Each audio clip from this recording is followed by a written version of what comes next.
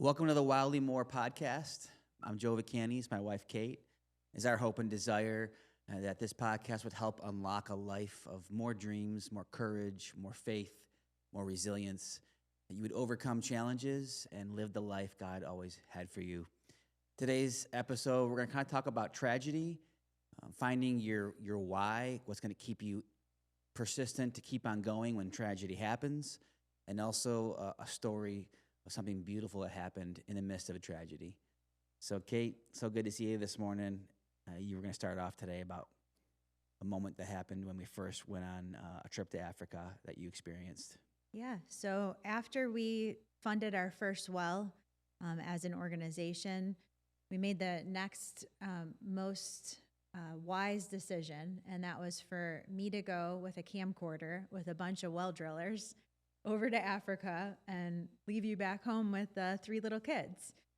But we decided to do that because I had, just for fun, played around with video stuff and had a passion for it. And we really believed that people needed to see firsthand what was going on and to connect their heart to it. So it was me and 2 friends and a bunch of well drillers looking at us like, why are you guys here? And we weren't really sure why we were there. But our plan was to film the guys drilling the well in the morning and then go out into villages that we had hoped could be future villages that we could put clean water wells in.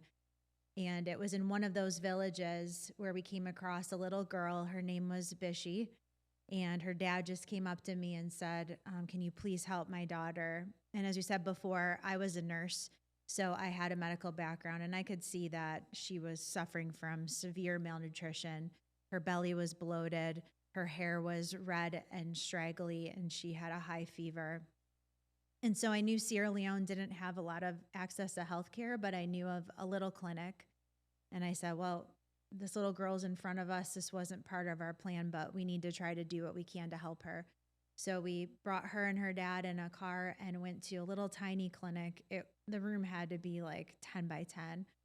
And we walked in, the nurse said, I'm sorry, we can't help her. We have a more serious case. And I said, well, I'm a nurse. Is there something I can do? And they said, okay, let us show you. So they opened up the door, which was probably their little storage closet. And on a dirty mattress on the ground was a 10-month-old baby laying there struggling to breathe. And I had brought my nursing stethoscope with me on that trip. So I put the camera down and I picked that up and I went down and I said, what's going on? And they said that his mother's milk dried up, which is common there because of the malnutrition, and she had given him water to drink from the dirty water source mixed with some kind of powdered food to just not give him any nutrition but satisfy his crying stomach. And his mom had already lost children, and she couldn't bear watching her son die from water she gave him, although she had no choice. And so she had left him there at the clinic, and I listened to his lungs and they were filled with fluid, and I knew we didn't have a lot of time. But what happened for me in that moment, our youngest son, Gavin, was really about the same age as this little boy named Jonathan. And in that moment, I had this switch where I saw Gavin lying there. And I just said, this is not okay. It is not okay that my son grows up with every chance for life and happiness and to pursue whatever he wants to, being born in America. And this little boy born in Sierra Leone had a 1 in 5 chance of not making it to his 5th birthday. And here he was dying from not having clean drinking water. And so we said, we have to try to help him. We asked them to go find his mother. So they found her. We said, we're going to try to help. We saw some hope come back into our eyes. His mother's name is Violet. And we said, we're going to try to find somebody to help you. There's only a couple of hospitals. And as I said in a previous episode, there's only 80 doctors in a country of about 6 million. So we took mom and baby to the nearest hospital. But when we got there, unfortunately, there was no doctor there because the doctors are circuit riders. They stop at different hospitals when they can.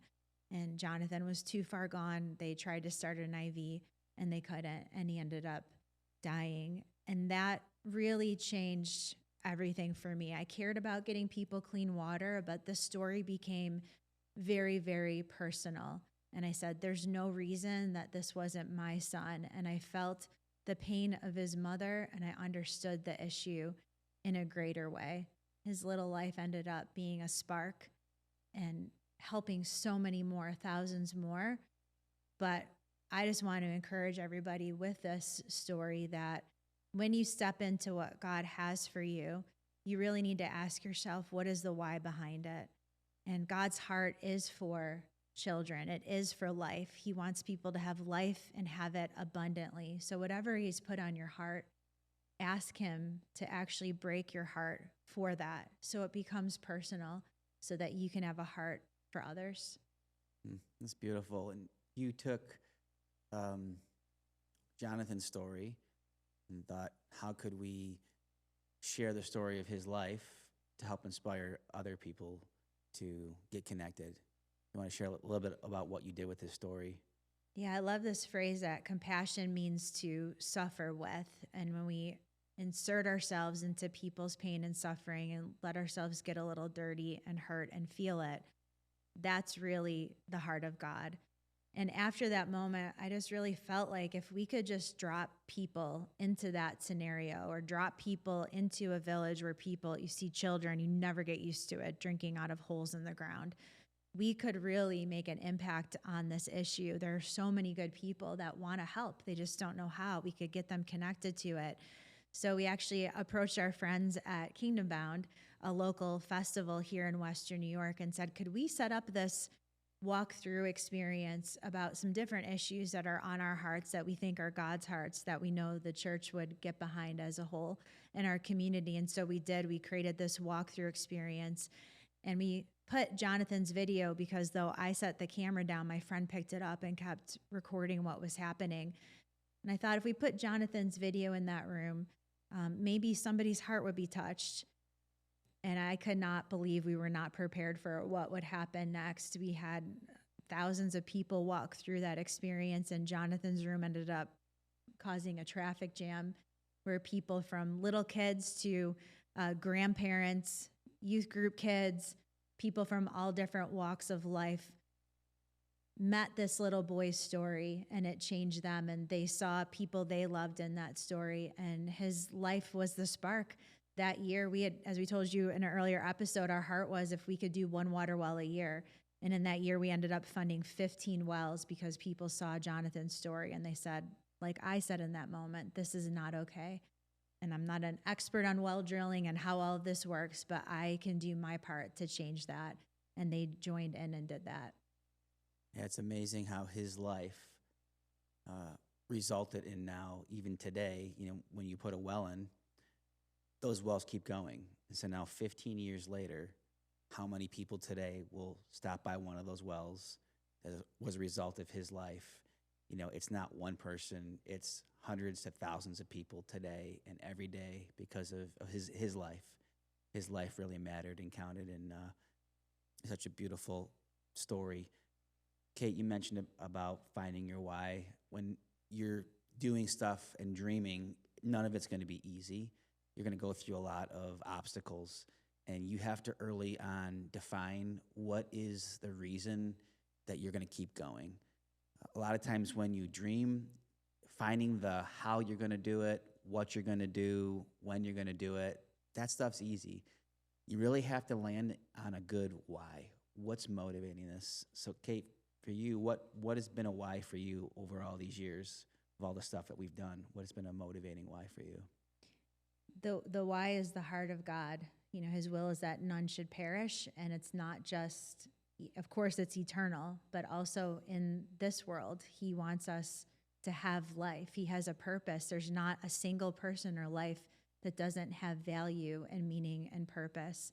And we just said this is not okay that people are dying because they don't have clean drinking water. We can do something about it. We all have something that we can do.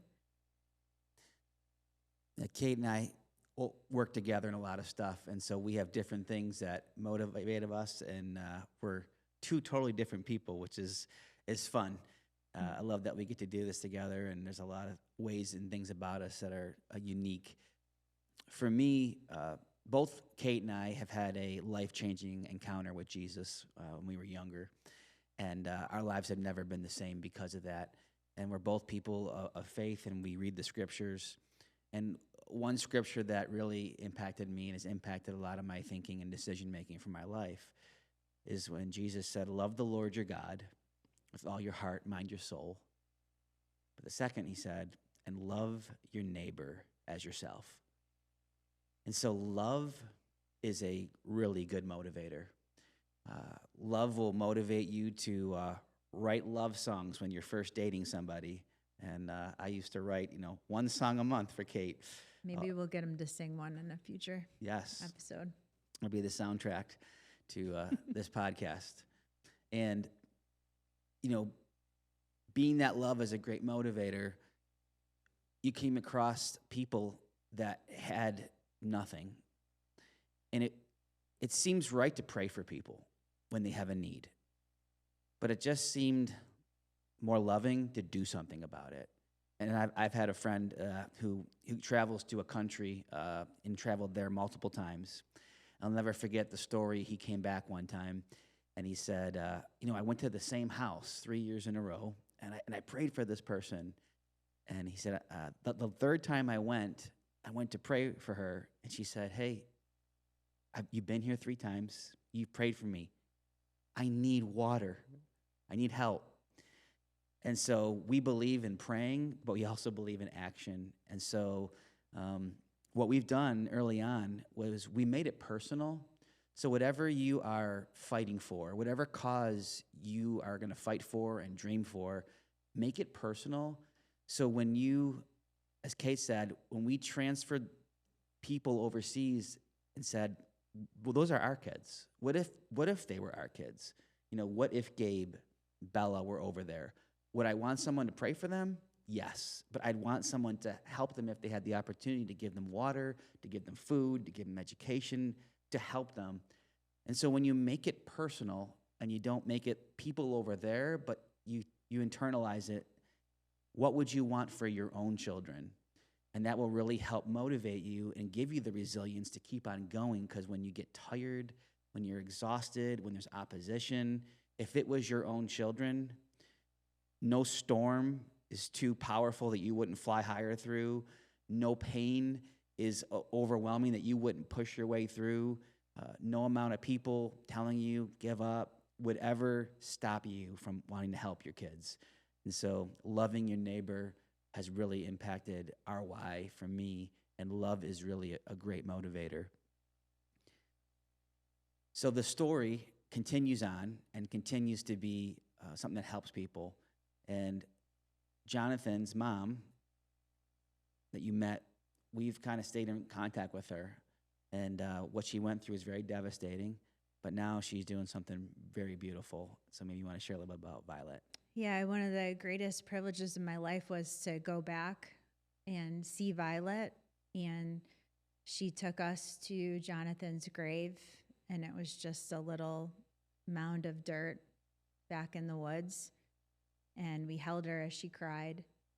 But then we got to tell her that her little boy's life, because of her little boy's life at that time, it was thousands of people were going to get water. And that gave her so much hope. We looked at her other children and said that we want to help them to have a better future too. We want to help you. So as the organization continued to grow and we built our school, and then we wanted to feed the kids every day, we built a kitchen and we hired Violet to be one of the cooks at our school.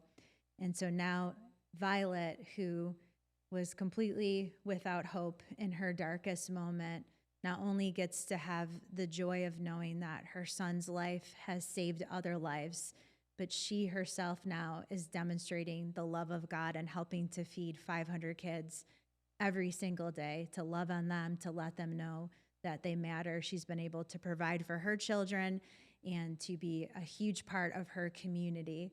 So it's really full circle. Even though there was great loss and great pain for her, she now is showing love to other people. And we know that Jesus says that if whatever we do for the least of these, it's like we have done that for him.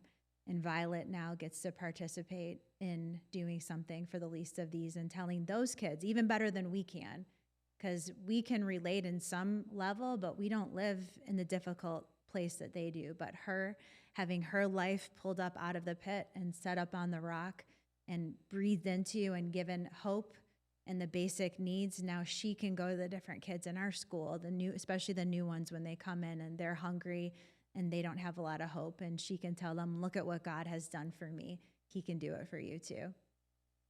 It's amazing. So good. I can't say enough. We believe every person can wake up every morning and find incredible purpose and meaning. And God has created us to do what is good. There's no reason why you can't wake up with a passion and an energy, but we recognize that there are days you do and it's tough. But it is our desire, as you continue to listen to this podcast, that you would choose to live a life wildly more, that you would not live less, you would not settle, but that you would figure out the ways to create the world God always had in mind. And that's a world where there was no tears, there's joy, there's life, there's enough for everybody. And we get to be a part, all of us get to be a part of trying to create that world with God.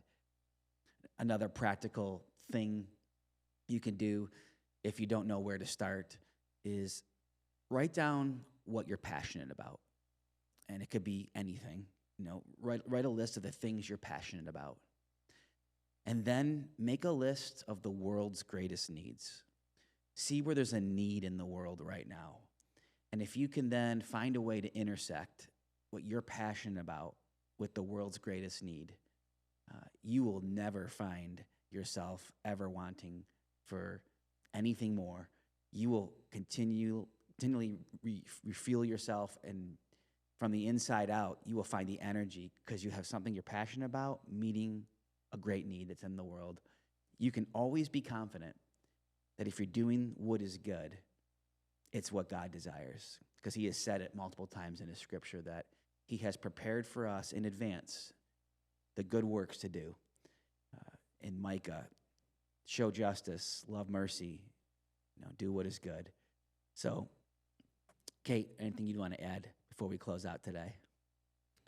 Just again to reiterate that who is on the other side of you saying yes to God today, and start somewhere. Start with that person you run into in the grocery store. Maybe God has given you a heart of encouragement. Speak that encouraging word to them. Do something, move it forward, and when the time is right, jump. It will be a wild ride. Never imagine that God would do all that he has done through this. You go back to the idea that we were a couple of girls going with a bunch of well drillers saying we have absolutely no idea what we're doing, and we didn't have to.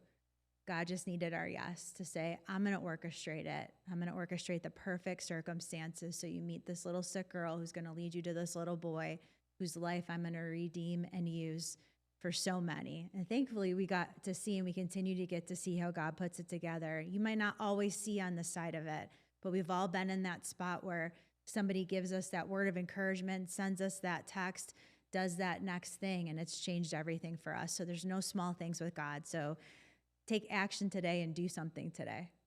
So good. Kate, we've never done anything alone. I'm glad that we get to do this together, but we've always done this with a great crew of people and friends around us, and we continue to meet other people. And even today, we never knew that a young boy named Jonathan would be a part of this and helping other people.